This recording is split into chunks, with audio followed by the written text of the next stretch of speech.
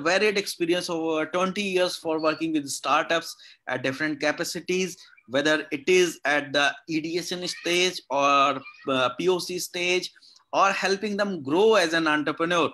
So what we felt that since we were talking about innovations and how to nurture the innovations and other things, now it's time to take a transition from innovation to entrepreneurship. So we needed a very seasoned mentor to start with this session. So luckily we found Sasikant in this domain. And we are thankful to Sasikant sir that he agreed to our invitation. And Sasikant sir will take us through that what are the requisite things, what are the requisite tinkering you have to do while choosing this entrepreneurship as an alternative career. So without wasting much time, I'm holding this session to Sasikant sir. Sasikant sir, welcome. Thank you, Dr. Shashwat. Okay. Very good evening to everybody who's participating here. And I understand from Dr. Shashwat that it has got a mix of people from different segments, a mix of people from different professions. And while my address is going to be primarily for those people who are interested in entrepreneurship, I'm sure some of the people who are also supporting entrepreneurs or startups can also get to understand how the startup ecosystem works and why as an entrepreneur, we need to be very clear when we get into the entrepreneurship journey that these are the dynamics in the startup ecosystem that we need to be prepared for, right? Okay, so if you look at this first scene where a small girl is walking down the railway track, so what it says is you don't have to get the best things in life. Whatever comes in your way, you have to make good of it. And that's how an entrepreneur is evolved, right? An entrepreneur does not get the best of the mentor or does not get the best of finance. He starts off with an idea and then slowly he starts attracting the best mentors or the best investors or the best companies to work with. Yeah. So today I will discuss about primarily entrepreneurship with respect to a startup ecosystem. If you look at the electronics market, you look at the trading market, they're also entrepreneurs, right? So a sabji wala on the street vendor, the sabji wala, they're also entrepreneurs. But those are traders. They are not the startup entrepreneurs. So today I will restrict my thinking primarily to the startup ecosystem. And I'm sure the same rules can be applied tomorrow if you start trading into electronic goods or you start trading into pharma or you start trading into some biotechnology products. So I finished my engineering way back in 91. I worked in Asian Paints and then moved over to process automation with a company called Siemens. And after working for 5 years, I thought I should move into IT. But before moving into IT, I thought I should do my full-time MBA. So I did my MBA from SPJ in Bombay. And my engineering was done from REC Allahabad, which is now called NIT. So from premier institutes, but still, we all have to work really hard to come up. And from Siemens, I joined SPJ in 96, 98, finished that, joined Ramco, and then moved to another company called Styria. And then from there, I moved to a IT company called Reddington, where actually it was the defining moment of my career, where I became general manager by the age of 34, VP by 35, and senior VP by 37. And then after that, few more years, I continued as VP. And then I realized, you need to take a different career if you want to progress further. And way back in 2012 is when I saw this startup wave from companies like Redbus, Flipkart. And it took me 3 years to realize that startup is the place where I need to be because I can add value. And at the age of 45, you're a bit too late to become an entrepreneur with a startup like OYO. But definitely, I thought I can help startups in scaling up. And many startups approached me during that time from 2012 to 2015. And finally, I took the plunge in end of June 2015, where I decided that I'll be working as an advisor to SMEs and startups. Right? And that's where my journey over. So in the last 6 years, I would have met around 300 to 350 startups across exhibitions, across seminars. I currently work with around 8 SMEs and startups. Most of them are in India, but one is in US, which is a social startup. One is in UK, one is in Africa. So during the COVID, I got an opportunity to sign up with Africa as well as UK. So I have now become a small international advisor. And that's where my role started and with an international stint. Okay, so today I will take you through what an entrepreneur needs to understand. So if you look at an entrepreneur, he's basically a rock star, which means he's a man of multiple talent. He's a man of multiple virtues. He's a man of multiple skill sets. He's a man of multiple mindset, right? You need to have a investor mindset when you go to investor. You need to have a engineering mindset when you get into a product. You need to have a psychological mindset when you deal with people. So an entrepreneur is a combination of multiple things. So if you look at this slide, it basically talks about how there are hidden opportunities, how there are hidden obstacles, how there are open opportunities, and how there are open obstacles. So when you are an entrepreneur, you must know what are things that are not visible to you. You should be able to visualize them. You should be able to get your intuition to think about that. And that comes with years of practice. That comes with dealing with mentors, dealing with advisors, dealing with investors, dealing with other entrepreneurs. That's where you get to know the hidden opportunities, the hidden obstacles. Changes are happening all around us. And that's what Charles Darwin said, that it's not the strongest or the fastest or the most intelligent, strongest or the most intelligent people who will survive. The one who will survive, the species that will survive, is the one who's most responsive to change. So if you're able to respond fast, you will be able to change. You're able to respond to change fast, then you will be successful. So if you look at any company during COVID, or any college during COVID, or any business during COVID, the one who's been able to adapt to COVID and come out with new products, new solutions, new way of working, they are the one who've been able to fight COVID and still come out successful. I'm sure there are many companies who have taken leeway of the COVID situation and come out successful from that. So this is one of the slides which I got from IBM way back 20 years back. And can you imagine, around 20 years back, they had predicted that the core line of business solution, that is, when we started the IT way back in 1970s, 1980s, the software was just the independent software. We had mainframe, but if you look at small accounting software, they were independent computers. They were not networked. They were standalone applications. And then came intranet, where you found people inside the company connected to each other. And then what happened? The one company got connected to another company, and you had interaction between multiple companies through electronic exchange. And then finally the internet. So what they predicted 20 years back is what is the game right now. Today we have every company interacting with every other company over the internet. It's all connected, right? So this has been the evolution of technology. This has been the evolution from brick and mortar to brick and click, right? So this is very important. It's one of my favorite slides, which I prepared, preserved for last 20 years. And it exactly summarizes how technology has evolved in the last so many years. Okay, now what is the definition of startup according to Wikipedia?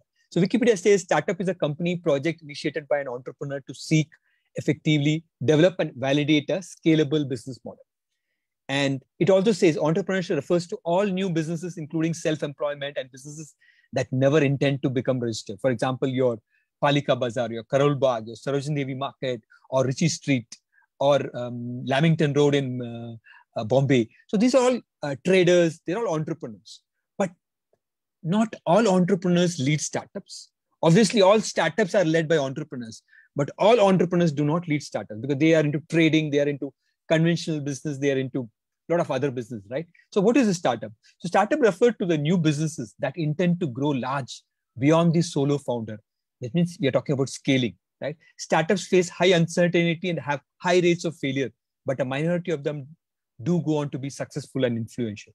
So if you ask me, what is the exact definition of startup? It's a young company founded by one or more entrepreneurs to develop a unique product or service and bring it to market. By its nature, the typical startup tends to be a shoestring operation with initial funding from the founders or their friends and families. The term startup refers to a company in the first stage of operations. So behind all this startup, you have something called unique product, which has been developed primarily based on technology. So if you look at the Indian government definition of startup, they talk about a innovative product where there's a technology and you're adding some social value or economic value or both. So when are you ready for a startup? Yes, you are ready for a startup when you have a compelling idea, when you have financial support from your parents or your well-wishers, Your venture funding, somebody ready to put money into your idea, and you're ready. Entrepreneurship readiness means you're ready to take on, become a businessman. And advisory ecosystem, mentors like me, mentors like um, startup advisors, coaches, directors, they're ready to give you advice on whatever you need to do in the entrepreneurship game. And finally, if you have a strategic business plan, at that time we say that you're ready for a startup. Okay. Now, what is the startup idea? Yeah. The startup idea is one which is unique, which is compelling, problem solving, is scalable, innovative, which nobody previously have done it. Finally, it has to generate revenue. Otherwise, your startup is not a startup. And monetizability, you should be able, whatever, for example, if you have got users coming onto your website or to your portal, you're able to convert that into money, which is profitable for the company. You should be able to create jobs. It should have either social, economic, political, or environmental impact. Main, it should be able to create value. So we are talking about, so when I say what is a startup idea, we're talking about how do we conceptualize something which is scalable, which is unique, and which makes an impact on the social or economic front. Now, when we have a startup idea, it's very important that we validate. Why is that we need to validate? It's because of all these factors. Unmitigable risks. There are a lot of risks involved when you're starting a startup, right? For example, you might incur a lot of loss if you get into a business, or you might get into a patent risk with some other company where they might file a lawsuit against you. Your business might not be scalable. Okay, people might not accept your price. They may not find value add in your product. There may not be financial and commercial viability. You might be taking a business, but you might make losses throughout. And technically, the product may not be viable after beyond a particular things, right? You know about companies which has failed to scale up because they're not able to build a product which is meant for mass users rather than for small users, right? When we started with Ola or Oyo, initially you found a lot of glitches in the software, but they were able to manage to overcome that. But some companies technically may not be viable to do that. Then you have social, economic, political roadblocks like, some government norms, laws passed by the constitution. For example, today, you have to be very careful when you start a crypto company in India. And you also need to be very careful when you get outside investors. So those are some of political roadblocks, right? Then legal roadblocks. You may not be able to have a bike taxi, or you may not be able to employ women in the night shift as long as you're not following the government norms. So those are some of the roadblocks. You may not be able to employ women in a factory in the night shift. Those are some of the legal roadblocks. Then government regulation policy, right? Government may not allow you to convert agriculture farmland into a factory land. You might have to take a lot of approvals for that. Then personal capability. Are you capable of doing the business, right? So when you validate your idea, you will get to know whether you have the capability or not. And finally, you also need to validate whether there are other players who will come and spoil your business. Now, how do you do the startup validation, right? How do you validate that your idea is right? How do you validate your idea will take?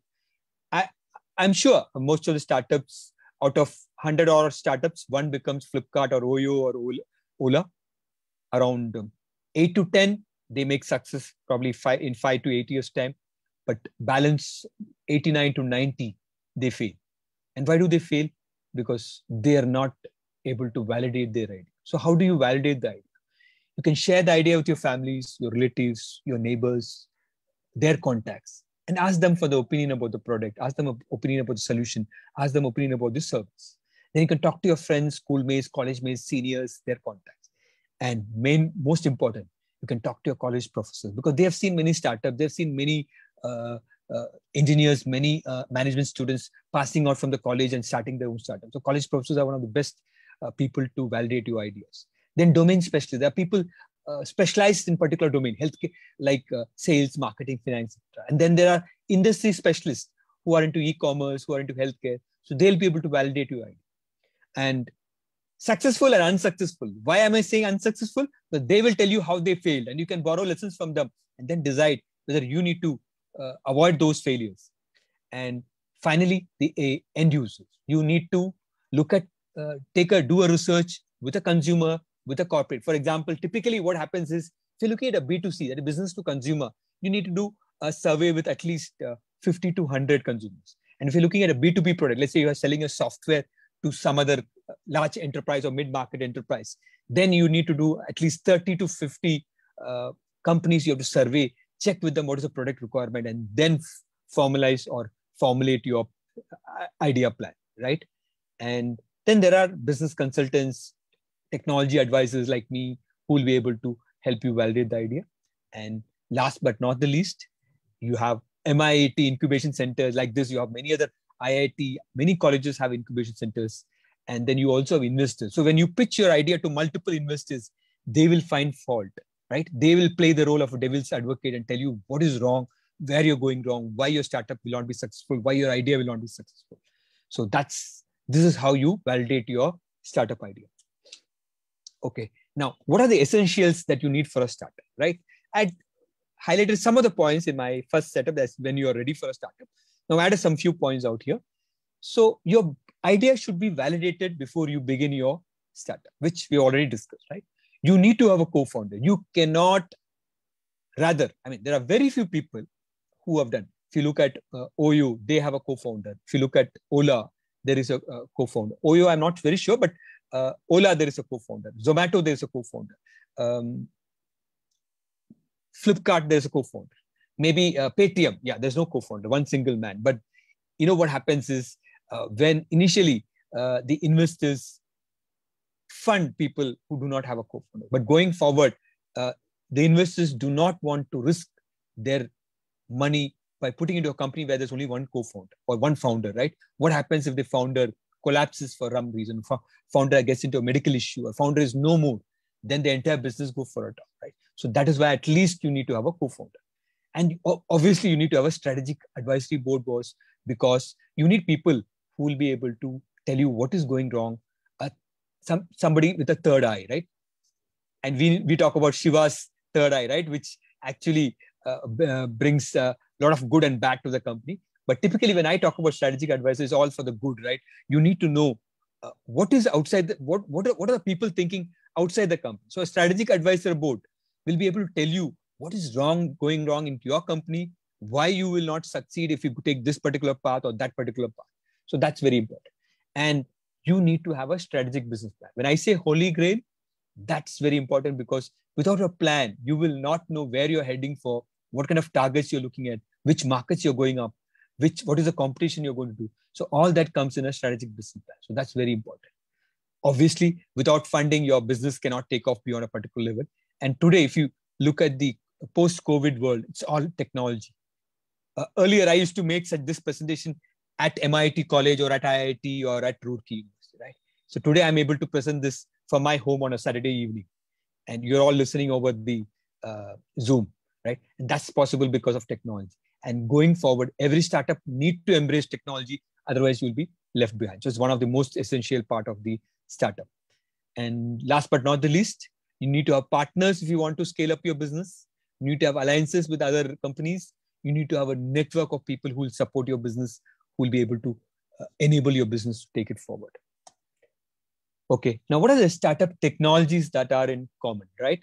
Now, the SMAC, that is the first four, they are must for any startup, whether you are a healthcare or edtech or health tech or fintech or crypto company. You need to have all these four, which means you need to have a social media presence, you need to have a mobile presence, you need to have an analytics engine, which will which will analyze the customer churn. You need to have cloud computing, because customers are coming on the cloud. They're not going to the physical shops.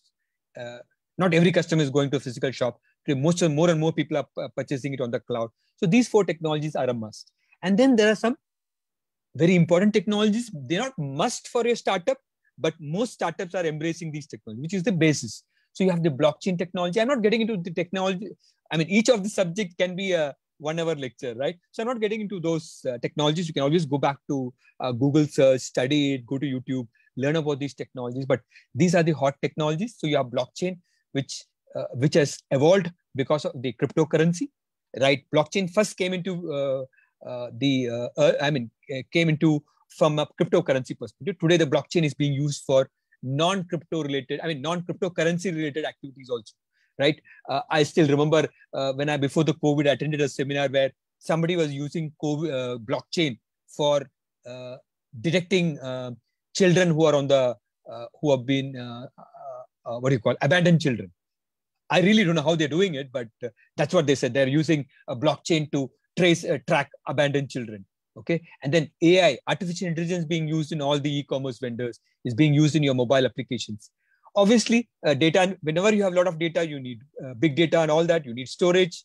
And then Internet of Things, where you have right from the farm to factory, the complete ecosystem be connected on the internet, right? So that's where the Internet of Things plays.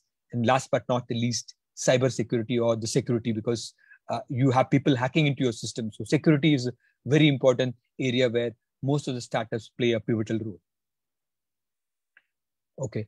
And coming to the segments, startup segments can evolve across any, it can be healthcare, it can be under healthcare, it can be pharma, biotechnology, telemedicine, social impact. You can have a portal, you can have a product for a social impact company, as a social impact company. In fintech, you can be a blockchain company, you can be a cryptocurrency company, or probably you can be somebody like a Paytm, right? And when it comes to IT, you can have a RPA, robotic process automation, right? It's the hot product of the IT. It's been there for more than 3-4 years, right? And then you have AI, IoT, hardware devices, software applications, quantum computing, nanotechnology, robotics, and drones. So these are so many areas. I've not covered all these segments. I have covered those areas where I have met, startups, and I've seen them. So I've just listed those few numbers. I'm sure when you go into multiple other industry segments, you'll have a lot more opportunity where you can kickstart a entrepreneurship journey by evolving a startup. Okay, now, is a startup career right for you? Right? It's $1 million question. So how do you? So I'll show you the video. So please observe this video where a cat and mouse is trying to stop some thieves or burglars from looting their owner's home. So keep a watch as to what the cat and dog is doing. They're throwing the cans onto the floor.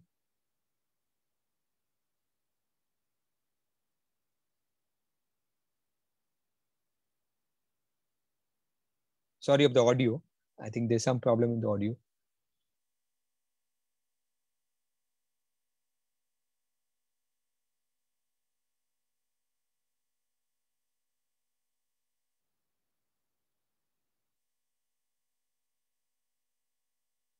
So the cat and the dog managed to protect the house from the burglars. So the moral of the story is, as an entrepreneur, you can't look at your other college friends or your other classmates as competition. You need to work like this dog and cat in synergy so that you go and take on the world of entrepreneurship. Okay. Now, what are the pros of being an entrepreneur, right? Job satisfaction. See, I've been working with startups for the last 6 years, and most of them have tremendous amount of job satisfaction. They work with latest technology. And believe me, today startup is the key industry driving force, whether it is India, whether it's Israel, whether it's Europe, whether it is US. It is a startup that is going to change the world. And you have a product catering to every other industry. And obviously, since the enterprise businesses are stagnating or growth is slow, we find a high growth in all these startups. And you have multiple career options when you look at a startup. And obviously, it's a fast track career, right? Who can expect to become a billionaire at the age of 30, like what Oyo businessman or Ola CEO or let's say Zomato CEOs? They're all billionaires at the age of somewhere in mid-30s, right? So that's the pros. Now, everything that you do will also have a con. So what is the cons of working in a startup? It's a very high pressure and high stressful job, right? So some of my startup CEOs, I find them graying fast. So obviously, high pressure leads to a lot of tension. And so you have a lot of stress. Job is at risk, whether you're working as an entrepreneur or you're working as a employee in a startup. There is a huge risk. You can lose your startup can fail. You can lose your job as a VP, or as an entrepreneur, your investor may not fund your business. So you can probably back to square one and again start restarting your career. And then a lot of travel needs to be done because very few people are there in startups. So you might have to visit different towns in different periods of time. Okay. And technology phase on. If you're not abreast of technology, if you're not keeping in touch with technology, it changes so fast that you have to be in tune with technology. You have to adapt to your startup. You have to adapt yourself to the technology every now and then. So what are the roles that's available as an entrepreneur, right? See, entrepreneur is an overall heading, right? As a startup, your overall head is an entrepreneur. But what is the role that you get to do in a startup? Okay, in-house is sales. You, as an entrepreneur, you have to do sales, you have to do business development, create new customers, you have to develop products, you have to form marketing alliances, you have to deal with media, you have to deal with public relations, PR, projects and services you have to execute as an entrepreneur. You will also have to take care of technology, production, or manufacturing if we are talking about a product manufacturing. And finally, you will have a consulting. You might have to have consultants on board, or you might yourself might have to be a consultant to your customers. You might have to analyze your customer situation and then decide. And some of the, on the right side, I've talked about HR, finance. These are the functions which you need not have as an entrepreneur. You can always outsource it to third party. But let's say if you're starting a logistics startup, so obviously then I wouldn't recommend that you outsource it. You have to have somebody as a co-founder who understands logistics or operations before you start. You cannot, if you're a logistics company, you can't outsource your logistics to somebody else. Then it'll be an issue, because your core business should never be outsourced. Your supporting part, your supporting functions, your supporting departments, your supporting structure can be outsourced, but not the core, right? Okay, now as an entrepreneur, what are the skill sets that you need to start, right? You need to have a domain knowledge, whether it's healthcare or edtech or fintech or social organization or pharma company. You need to have domain knowledge, either through engineering or through management degree, or probably working in that company for 1 or 2 years. Yeah, as an entrepreneur, one of the founders need to have sales and commercial and business acumen, because without that, you can't sell to a customer. It's one of the most important things. Understanding and update of latest technology need to have, but not, I wouldn't say it's so deep, because as long as you're having a co-founder who's techie guy, you don't need to have deep knowledge of technology, but you need to be at least have a 10,000 feet level of understanding of technology. You should be able to build relationship. You should understand your competition. You should have a technical acumen. So when I say technical acumen, it's not necessarily computer knowledge or hardware knowledge. You should be able to understand how your product will be received by the customer. So the technicalities of the product, be it consulting, be it e-commerce, be it pharma or healthcare, you should be able to understand the technicalities of the product, right? That's what I mean by technical acumen. You should be able to know what a customer wants and what the customer may not need, right? Process knowledge. You must know how a logistics works, how a startup works. You must thoroughly understand the process. Otherwise, what happens is you get to make a lot of mistakes, which can be very costly for the startup. And coming to the last, business process was the IT mapping. As you keep scaling up your company, you need to automate your business. So you must know which all processes you need to automate through information technology software. You need to buy hardware if you want to have some applications in your company. But if you're going to be on the cloud, then you need to subscribe to Amazon, or you need to subscribe to HostGator or any other cloud provider, right? So that's very important. And as an entrepreneur, you should be able to understand how your business process and what is your business process and how business process can be automated through software. Just for the sake of automation, you can't do automation. You must understand the business process and then try and see how to make that automatic through the software or solutions available in the market. For example, currently I'm consulting for the UK company. We are automating their entire process through a software called Zoho. And Zoho has got, it's a ERP module, it's a CRM module. It has got logistics, it's got inventory, it has got CRM, it has got social media, it has got a whole lot of, at least around 30 to 40 applications are there in Zoho, which can help a startup automate it. And it's not very costly. It comes on per user per month basis. Obviously, you need some finance to fund that. But if you're looking at scaling up your operations, then business process automation is a must. Now, what are the key success factors as an entrepreneur? What is that qualities that you need to possess? What we saw earlier was the skill sets. Here, I'm talking about the quality factors, right? What are the success factors? So as an entrepreneur, you should have a vision of future. Should know how the company will go, what the customer will be looking at in the future. You should be stable, right? And you should be able to add value to your company. You should be thoroughly focused And you should develop a people management skill. You should be able to get work out of people. And on the right side, I put on those things where, which is willingness to learn, drive, compassion to excel, fire in the belly, always hungry for work, positive attitude, and team spirit, right? So these are the, so left side is the qualities required from an entrepreneur perspective, and right side are the qualities required from a startup employee perspective. Now, an entrepreneur definitely needs to have the qualities mentioned on the right. So obviously, if you're going to be a startup employee, then you don't need the left side part, because you're not going to manage people from the word go, from the start, right? You're going to be an employee. You're going to start off as an executive. So value add or vision of future is not a must. But what is mentioned on the right is definitely required if you're going to start off as an employee and then move over to entrepreneurship at a later stage. But typically, if you ask me, I would suggest to go for an MBA after your engineering and having some experience. Go for an MBA, then you become a 360-degree readiness for beginning your entrepreneurship career. And that's what I felt, right? When I finished my MBA, I became very confident. I got a 360-degree view of the entire business. So I would suggest that if engineers are, I mean, a lot of you guys must be engineering students, right? Or probably BSc or biotechnology or some other stream, right? So it's important that you get some exposure to the industry. You try and do a master's degree, preferably in management. So if you're very keen in entrepreneurship, because that will minimize your time to get success.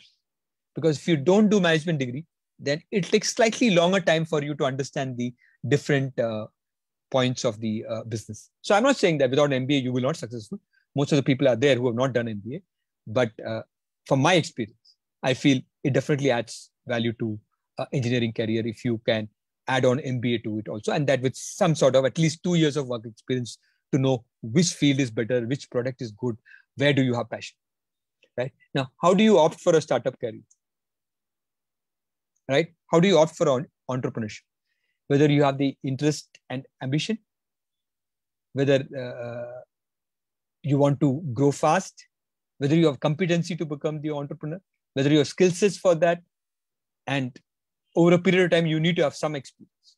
Now, salary, location, I wouldn't say that these are important, because if you go after salary, you may not become an entrepreneur at all, because initially you need to work hard and understand the nitty-gritty of various business. So my suggestion is go for learning first and then salary second. Similarly, don't get bound by, no, I need to be with my parents in North India. I don't want to travel to South India. I don't want to travel to Bombay. It's important that you travel to different locations, get the idea of culture, get the idea of how companies work in those locations, how people work, what is the culture there, how companies are structured there. Come back and then start business in your hometown or in the city which you like. But it's very important that the initial phase of your entrepreneurship career or your startup journey, you be averse to being, saying that I will be location minded. No, I will do only business in Delhi. I will not move out to Chennai. I will not move out to Bombay. I will not go to. So obviously, I wouldn't recommend you guys to go to Calcutta, because compared to other industries, it's a little bit maturing. I mean, it's startup have started maturing there, but obviously it's not as fast as in Gurgaon or Bombay or Bangalore, right? So if you're an entrepreneur which is looking at a fast-paced career, obviously I wouldn't recommend that you go for Calcutta. But if you see a good opportunity in Calcutta and you think that you can scale up your business fast, then you should be ready to go to Calcutta also. So location should not be an idea. It's more of scope, market requirement, market demand, etc. That should decide your entrepreneurship journey or the startup journey. So what are the challenges in the startup, right? We have seen the essentialities. We have seen a lot of things, right? So unless until you have a disruptive idea, you will not be able to scale up your business. If you don't have the right team, then also your startup may not be able to get the full success. If you don't have access to technology, then you will face problems. If you do not have the competency or ability or skill set to do business acquisition or business development or sales, then also you'll have a challenge in the startup. And the product that you design, the product that you conceptualize, is not ready from the market perspective, then also you'll have a challenge for a startup. And without funding from an investor, your startup may not be able to scale beyond a particular. So these are the challenges that I've seen in this startup with whom I've been working for the last 6 years, plus the other startups which I'm not associated with, but I still get to meet them. I get to discuss with them. So they gave me feedback. Right? So this presentation have been a byproduct of what I have gained in the last 6 years, either working directly with startup or with the SME, or interacting with them, getting feedback with them, trying to gauge where they have been successful, where they have been able to, and where they have been failing, and what has worked for them, what has not worked for them, and how they have progressed.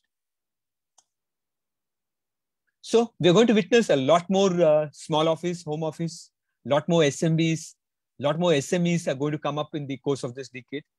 Some will succeed, some will sustain, some will stagnate, some will shut down. And that's bound to happen. I mean, sorry, I'm being very blunt, or I'm being very blank, or I'm being very frank, but it's important that you should realize this. Some will succeed, some will sustain, some will stagnate, some will definitely shut down. Now, as an entrepreneur, if you can learn from your advisor, if you can learn from your professors, you can learn from your department head, if you can learn from your other seniors, if you can learn from your successful friends who have become entrepreneurs, from your father, from your uncles, from your father's friends who are successful entrepreneurs, very important you do that before you get into your entrepreneurship journey. Okay, but we are going to see a lot of interesting startups evolving with interesting solutions, right? And a lot of jobs being created in the marketplace. So every morning in Africa, when the sun rises, a deer awakens, knowing it has to outrun the fastest lion or be hunted to death.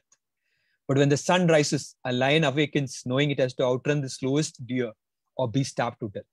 So it doesn't matter whether you are a deer or a lion. When the sun rises, better be running at your best. So that's the moral of the story, right?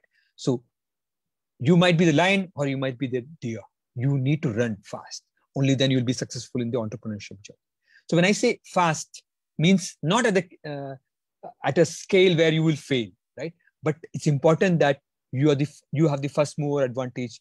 You're really fast. You respond to customers fast. You respond to partners fast. You respond to co-founders fast. Only then you'll be successful. Yeah, I'll show you a video where a small child demonstrates how you need to have patience in life. So this child is actually plowing the garden. He has seen the flowers blooming in the garden and he's trying to grow flower. So he's putting this small car into that pit, thinking that the car will grow up and then become a bigger, larger car. And just check out, where is he looking? He's watering the garden so that the car will become big. And look at where is he looking? He's looking at the Mercedes Benz, right? So it's important that in the entrepreneurship journey, you have patience. Don't look at success immediately.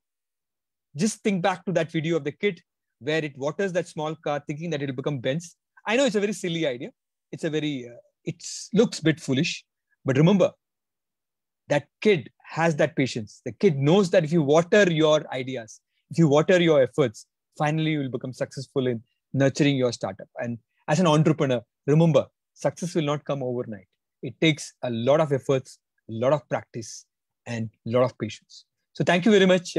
Over to Dr. Shashwat, and I'm open to questions. So I request the moderators to let me know the questions that the students have, so that I can answer as much as possible. Today we have around 16-17 minutes, so I will try and answer maximum questions.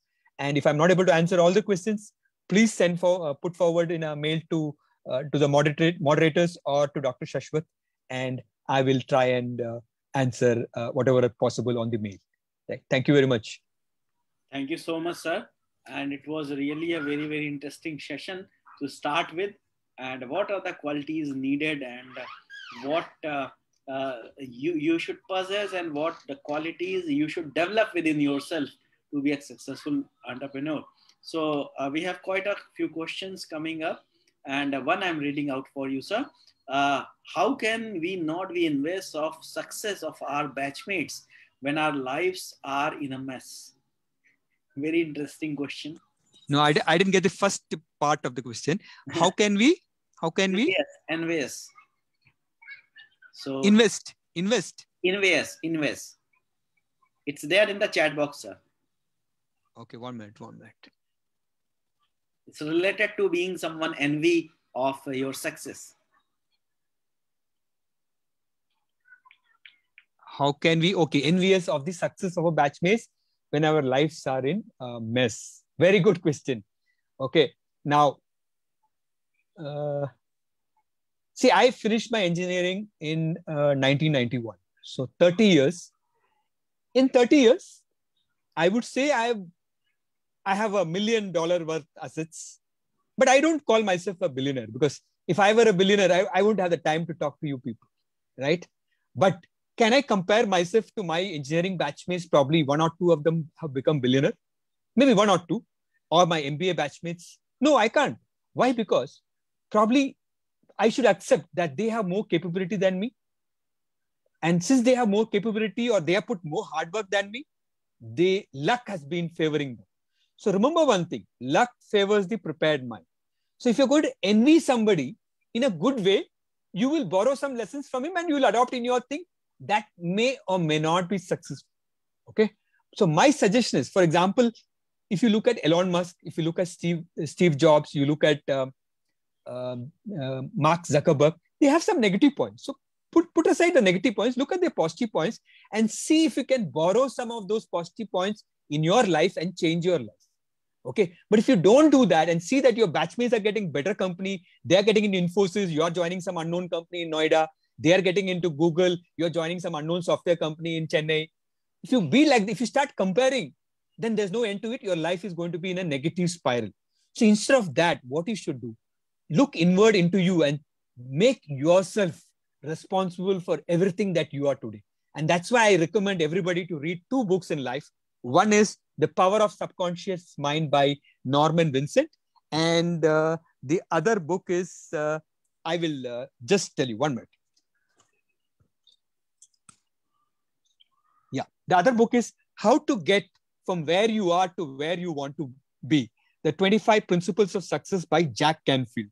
You won't believe, I read these 2 books just before the COVID, and I became slightly more positive. And just before the COVID, in fact, I met Dr. Shashwat and his predecessor, one Mr. Vijay, in November 2019. I still remember the date. And then when the COVID started, obviously, I also lost some money because some startups struggled. But I was just thinking, oh, kash, mujhe ek international assignment mil jata. How good it'll be if I become an international advisor. I was just thinking, and you won't believe, every day morning, I was just, every day morning, I was just thinking, can I get an international advisor assignment? Can I get every day morning? Like the way Shah Rukh Khan used to think in that movie, Om Shanti Om, right? If you think of something with full intention, full shiddat or whatever, I'm not able to remember his dialogue, but he says, if you start thinking of something with full intention, it comes to you. And believe me, I thought about getting an international advisor for around 2-3 weeks after reading these 2 books. And believe me, 3rd or 4th week, the company with which I was consulting, he called me up and said, Shashikant, one of my friends is in UK. He wants help in his company because of COVID. His company has gone into a mess. Can you imagine a company which has gone into a mess has approached my other startup company and he thought about me? Now, why should he think about me? He has enough contacts. He could have told many other people, right? And why should the UK company contact the Indian company and that is his friend? He had so many. Why should he contact somebody in India from UK who would rather contact somebody in Germany or somebody in US, right? So that is what is called the power of positive thinking. And I wouldn't say 99%. I can say with 100% guarantee that if you read these 2 books and follow that principle line by line, word by word, you will stop envying other people and you will form a life of your own. You may not become a millionaire, you may not become a billionaire, but you will definitely feel happy and you will feel successful. Success is not happiness. Okay. And happiness is not success. And the definition of success is whether you want to be healthy or you want to be happy or you want to be wealthy. Now you decide. Will wealth give you all the happiness? I don't think so. Will health give you all the happiness? Yeah, probably yes. So you need to have a combination of us wealth, success, and health to be truly happy. Right? Sorry, I took a little bit time to reply, but it's very important that Great, sir. you guys understand this. Great, sir. So actually, these are the negative qualities, the being envious of anything. And it starts with when you taking the responsibility for whatever action you have taken, because whatever you are today is because the choices you have made. So being envious is not going to take you anywhere. Take the responsibility, correct yourself. That is the qualities of true entrepreneur. I would like to add, sir, this. Yeah, great. Yes, very truly said. So sir, we have different second question. Yeah. Sir, any other roadmap or a different method for second year engineering student to make our startup boost in market? Startup boost in our market. Okay. Now, see, I have visited MIT and I've seen your infrastructure is very good. Your labs are good. In fact, I came across one bicycle which had a hybrid fuel. I'm not able to remember exactly, but I'm sure you have the confidentiality norms also. But I remember one bicycle, seeing the prototype of one bicycle in MIT, right? So I would suggest that from second year to fourth year, try and make your product more sturdy, try and make your product foolproof. And when you feel that the product has taken the most, what do you call, a maximum viable product, right? MVP or minimum viable product, right? So when you have a minimum viable product, you should start talking to people.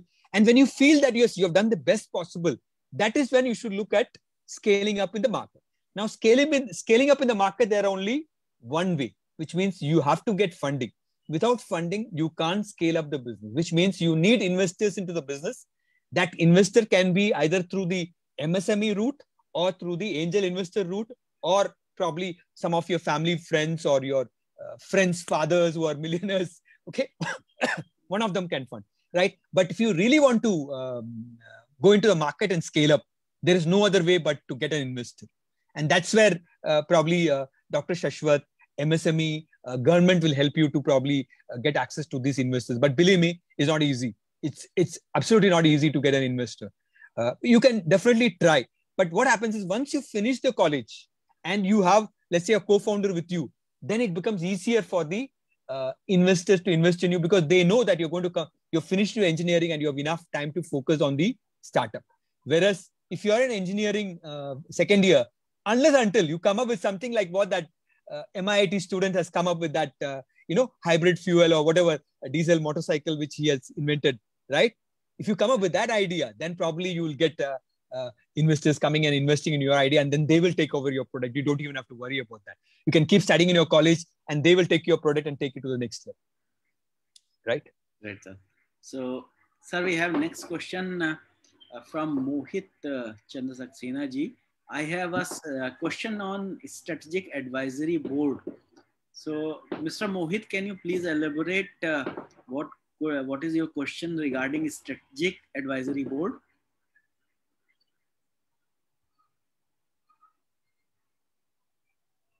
Mr. Mohit, if you want, I can unmute you. Yeah, you have raised your hand. So your talking is permitted, sir. Oh, thank you very much. I hope I'm audible. Yeah, you are audible, sir. Excellent. So my name is Mohit Saxena. I'm the co-founder of Infinity Labs Limited and a research scholar. And the question is on this strategic advisory board. Though I loved the presentation, it was really informative for people who are looking for being an entrepreneur. I, being one of them myself, I really found it hard 7 years back when I started my startup to have people who really have industry knowledge to come on my advisory board, because believe me, the people who really know what they are doing and what would work in the market are very expensive and very rare. And you need to be something in order to get them to your advisory board, rather than, and it is really difficult for a startup to do that. Now I do have a strategic advisory board, but now I'm more than 600 crore company.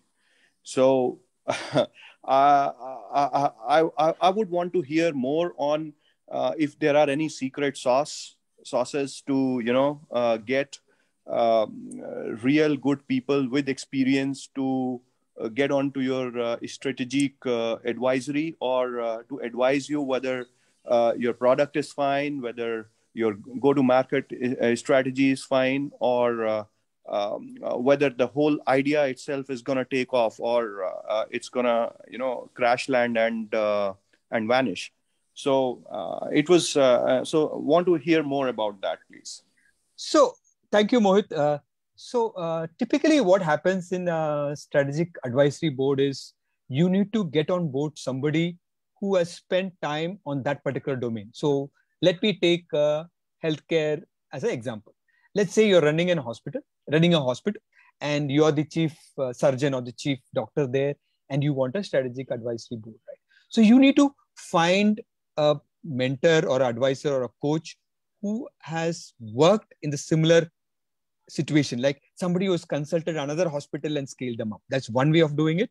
Or you need to get somebody on board who has worked with different industry segments. Let's say they work with restaurant, they work with pharma, they work with manufacturing company, and then get them onto board and then talk to them about your product, your solution, and then get the advice accordingly from them. Now, I work with around 8 SMEs and startups, right? So not every one of my advice is taken by the startup. For example, I give 10 advice to them. They probably take 1 or 2 and balance 8 says, sir, abhi ready nahi hu.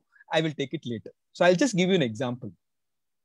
The COVID in China started around December last week. And I was in Kerala at that time in my hometown with my parents. And I saw on 31st or 30th December, China said that a wave has started, right? When I saw that message, a fear came into my mind saying that I need to warn my startups that this is going to escalate, right? So I thought January, it'll be really a little bit foolish on my side to go and tell them because they will not listen to me. They laugh at me. So I kept quiet. But you won't believe, the entire January, I stopped attending the conferences where Chinese people used to come in Greater Noida or let's say Pragati Maidan. I stopped attending the conference. Then February onwards, I stopped going in the metro. I used to travel by metro because driving car, going all the way to Gurgaon, I just spent a lot of time. It's so tiring. So what I used to do, I take a taxi up to the metro, go and take the metro, get down again, take another taxi to my startup, right? I stopped going in the metro, I knew. Then somebody asked me, why you stop the metro? Why you're taking now, why you now started driving your car again? I said, no, I'm scared about this COVID. So they were all laughing at me. And then March 1st week, I told the CEO, okay, the CEO who actually recommended me to the UK company, right?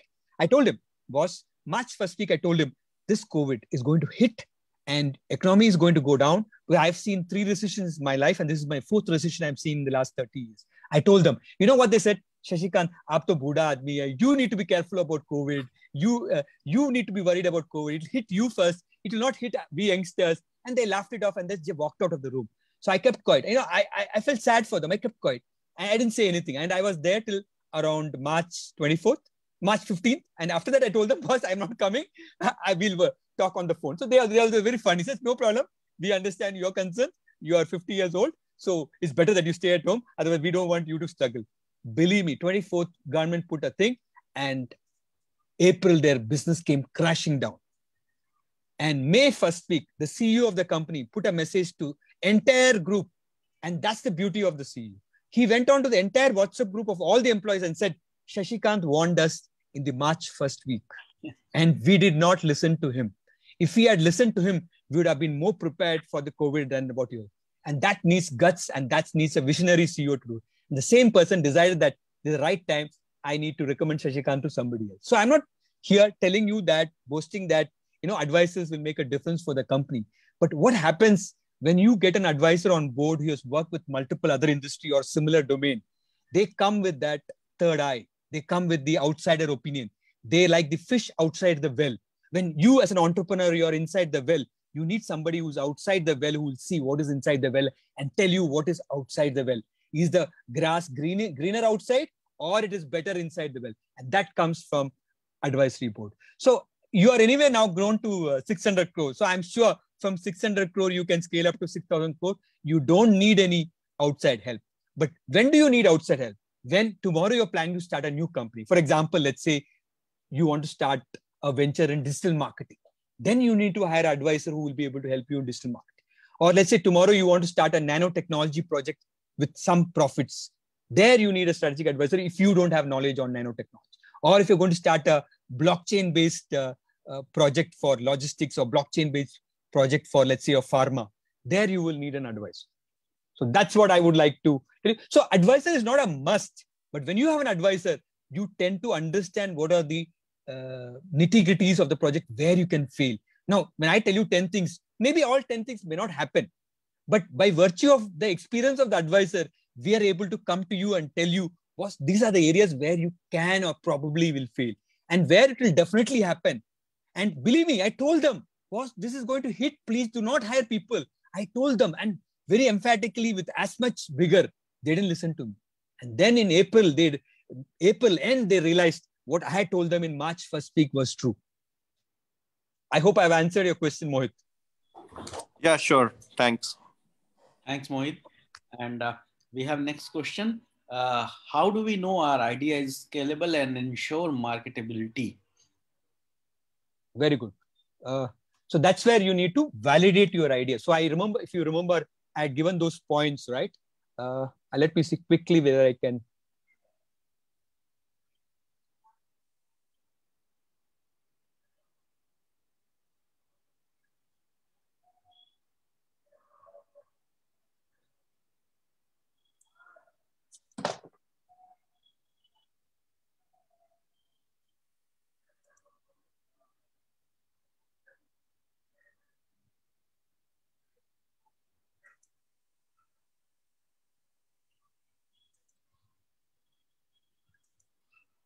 Yeah, how to do a startup idea validation.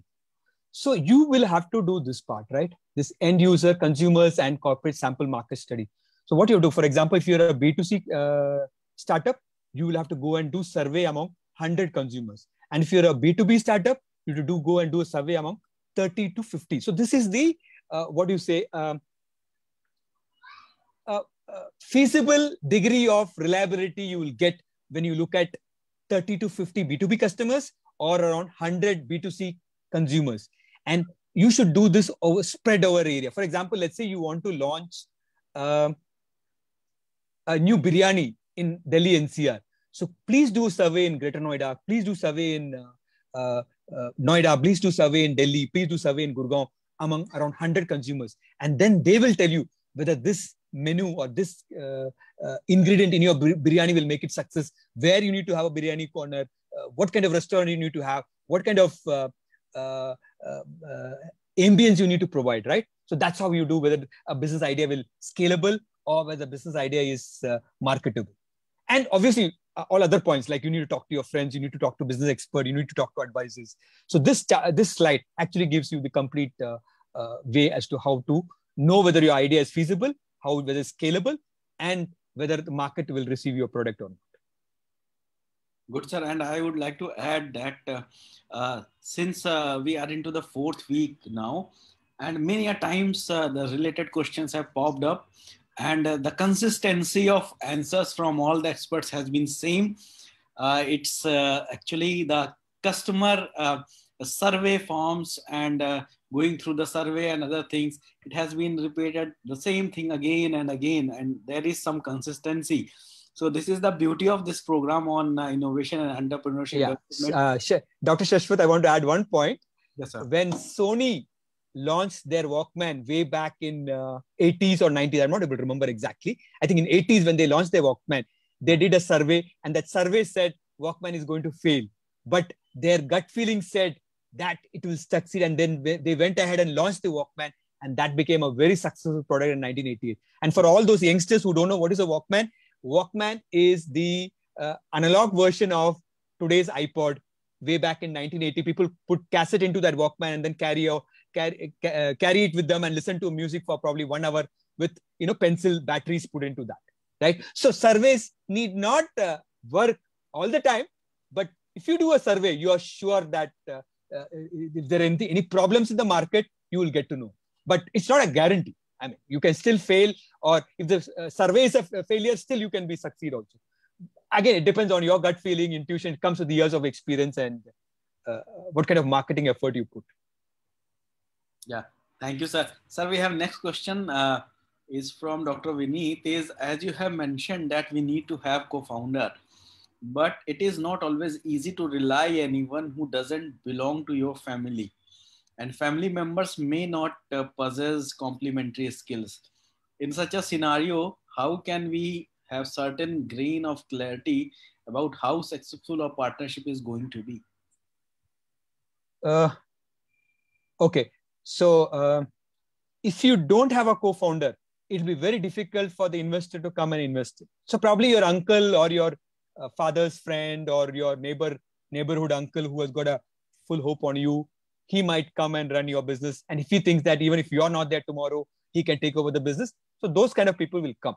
But if you're looking at a true investor, a true funding without co-founder, you will not get it. Now, how do you avoid this problem? The only way you can avoid this problem is go on a massive networking exercise. Try to look at your classmates, your schoolmates, your neighborhood people, do thorough networking with people, find out with whom you can have compatibility. So it is technical ability, it is compatibility, trust. So a lot of factors are there.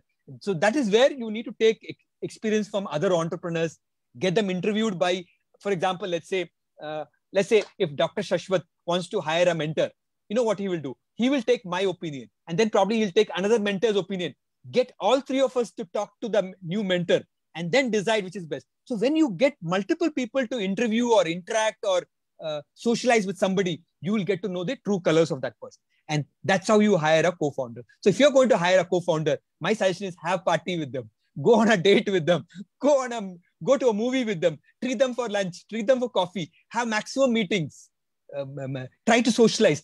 And believe me, even after this, some of them, you will not see their true colors, right? But at least you will get 90% success. If not, you will not fail. You will not fail if you do socialize and network and then do it. That's the only other way. I don't see any other way. Okay, one other way is probably when you get an investor, he will bring his own co-founder. But remember one thing, when an investor brings a co-founder, that co-founder has a better equation with the investor than you. So that co-founder and that investor will tend to dominate. Sorry, I'm giving you a little bit of negative picture, but it's a true fact. So when you get an investor and he brings in a co-founder, they will tend to dominate you. So you be prepared for that. But that's another way of getting a co-founder. Thank you, sir. Sir, our next question is, for pursuing entrepreneurship as a profession, how do we balance the risk factor? Should we think of plan B? Okay. So before I started my consulting for advisors and startups, I ensured that I had at least 2 to 3 years of cash in bank to meet my daily expenses or my monthly expenses. And parallelly, I cut short all my social activities, unnecessary spending, everything I did before I got onto a successful consulting model, right? Today, I'm a successful consultant. So the only way is, if you have a lucky or a rich father-in-law who can fund you, you can start your entrepreneurship journey immediately. Or if you have a good uncle you can do it. Otherwise, my suggestion or my advice is to have that minimum fund in your bank account, which will sustain your food, clothing, and shelter for next 2 years. Obviously, you will not have money for holidaying in Thailand or Andamans or Shimla. You won't have that. So you should have that bare money which will sustain your food. In fact, you won't believe. I asked one startup founder that, what will you do if you don't make money after 1 year? You know what he told me? Shashikant, there are enough ashrams, there are enough gurudwaras. There are enough NGOs in Delhi. And I'm sure, worst come happen, I'll go and take food there. That is the spirit of an entrepreneur who says, boss, I will make my startup successful by any hook or crook. And if there's a backup plan, I know where to go for food. And he was living with his parents. So as long as you're staying with your parents and you don't have a financial issue, my suggestion is go for the entrepreneurship journey immediately. But if you don't have the finance to start your venture immediately, then my suggestion will be to work for 1 or 2 years in companies like Microsoft or Google, earn good money in the first 2 years, put them in a bank account, save enough money, and then go. Okay, let me give you my example. I worked for 5 years before going for my MBA because my father said he will not fund my MBA. And I was very clear I want to do my MBA to shift into information technology for my electronics. I was in Siemens, which is an electronics engineering company. From there, I wanted to move into IT, like IBM, right? So my father said he will not fund my education. So what is the way out? So I saved, for 5 years, I saved money. I stayed in a 1-room accommodation in Bangalore near Queen's Road. I don't know how many people know Queen's Road. I stayed in 1-room accommodation. Okay. I didn't have a 2-wheeler. I didn't have a car. I used to go to office, which was just 2 kilometers away by auto in the morning. Evening after dinner, I used to walk back home 3 kilometers, 4 kilometers every day. Saved 4 lakh money in 5 years time. And with that 4 lakh, I did my MBA, right? So where there is a will, there is a way. So today, if you ask me, is there a regret for doing MBA? No. That 4 lakhs in 98 is worth 40 lakhs today, right? So there are ways and means. If you really decide what to do, there are ways and means of doing it. So it all depends on how comfortable you are to take on the entrepreneur's journey. And obviously, I agree with you. You need to have some finance in bank so that your basic necessities are taken care. I hope I have answered your question. So next 2 questions have also been answered. It was for how not to be afraid of initial failures and where to search for a good team. I think both have been answered. Sorry. I want to add one point here. Please fail fast. It's very important. This is one thing which I have learned in startup, right? I never learned this when I'm doing my work atmosphere. Right? We always tend to postpone failure. But in my last 6 years of startup journey, one very important lesson is fail fast, move forward. Fail fast, move forward. Fail fast, move forward. That's very important. And sir, next question is how to manage time in a proper way. Yeah. You have to, if you are going to be an entrepreneur, you have to sacrifice your girlfriends or boyfriends. Okay.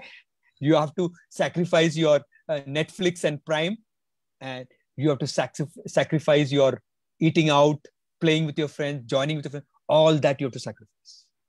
So you might come back and tell me that if you do all this, you might not get your social networking in place. I do agree. So what you should do is network with people. At the same time, don't spend time with them. Now, I don't have to tell you how you can do it. You can do it through WhatsApp. Today, I don't meet. I've not met Dr. Shashwat for almost a year, right? I probably meet him once in a year, all right. But still, he remembers me. I remember him. How? Because we are constantly in touch through WhatsApp. I keep sending him some message. He keeps sending me some message. We are in touch. Similarly, like Dr. Shashwat, I'm in touch with many of my batchmates. I'm in touch with many of people without actually meeting them. So that's what I would say. You have to sacrifice a lot of things. And planning means you should know what you're going to do tomorrow. You should know what you're going to do next week. Every day, every hour should be planned. Right? For example, I am now 10 minutes short of my startup. So I have to wind up this very soon because another startup is waiting for me for 8 to 11 session and I've not even told them. Right? So that's how you plan your thing. Yeah. Anything else? Thank you so much, sir. There is very important question and important piece of advice Mr. Mohit has put in. That he wants us, no one asks for a strategy to get a rich father-in-law. You have to network. Yeah. You have to network. You have to go to Starbucks. You have to go to different places and find the right person. Yeah. So, there is one last question, sir, we are taking up from Rituraj. Sir, does it worth if I plan executive MBA for 1 year instead of regular 2 years? So, okay. I would suggest that go for an executive MBA if you don't have time for a full-time. But if you have time for a full-time program, there is no substitute for it. Why? Because In that 2 years MBA, they put you through case studies, they put you through rigorous schedules, they put you through live cases, they put you through mentorship lectures like what I am talking, or like what you have seen in the last few days. You get hundreds of sessions like that in the 2 years time. And you're put under a very grueling, torturous, and skillful sessions, right? I know it's a torture for 2 years, but then you come out a different person, you come out a different professional outside. So my recommendation is go for a full-time MBA if you have time on your side. But if you don't have time, you don't have financial background to go for a full-time MBA, then executive MBA or a part-time MBA will do the job. But I'm talking from my experience. For me, full-time MBA really worked. And I'm not saying that people with MBA only will succeed, people without MBA will not. There are a lot of people without MBA has become CEO of companies and have become billionaires, right? So that's not a hard, fast rule. But from my experience, I would suggest full-time MBA is always better than a part-time MBA. Thank you so much, sir. Sir, with your permission, there is one last question we can take up. Yeah, please. Shivan says that my father has a very good business and he could join it easily. But he's doing his engineering and he's pretty good at it. So he needs to work on it. So how do we can tell his father that he wants to start his own business? Okay. Now, before you kickstart any startup, there are 3 things that you should keep in your mind. Okay. One is whether you have the passion for that business. Second is whether you have competency for that business. And third, whether you have a market or a demand for that business. So if your answer is negative for all the 3 with respect to your father's business, then you have to go and tell your father nicely, sweetly, diplomatically that his business is not a passion for you. Yes, sir. Yeah? Yeah, great. So sir, there's no other way. You have to tell your father that you don't have passion for the business. Sorry, I'm giving a little bit of advice which will hurt your father, but it's better to tell your father that you don't have passion for his business than you forcibly join him and tell him after 10 years that you don't have passion for his business. Yeah. Yeah. I hope I've answered that. Yeah. Yes, sir. Great, sir. And thanks for a very beautiful session. And I will mention that we were in discussion for more than 30 minutes in this session. So all the participants were very active in this. And thank you to all the participants for gathering here on this Saturday evening with us. And I am also very confident that Sasikant sir will find some more time for in our future sessions as well for our participants. Thank you so much, sir, for your time, and you have extended it because I knew that you had some other commitment at 8. So thank you so much, sir, for extending. Thank you very much. Nice talking to you. All the best to everybody. And I am on LinkedIn, so anybody can contact me on that. So to students, I always give free advice. I don't charge. Yes, sir. Okay. So all the best and have a great career. And I'm sure MIIT students and people associated with MIIT will take India's startup journey to a different level. And Dr. Shashwat, all the best to you and to your innovation team. Thank you very much. Yeah. And thank you so much on behalf of ACIC, MIT Meerut Foundation, MIT College, IEEE UP section, and STIC IIT Madras. Thank you so much. Thank you, sir. Thank you. Bye. Thank you, sir. Thank you, participants.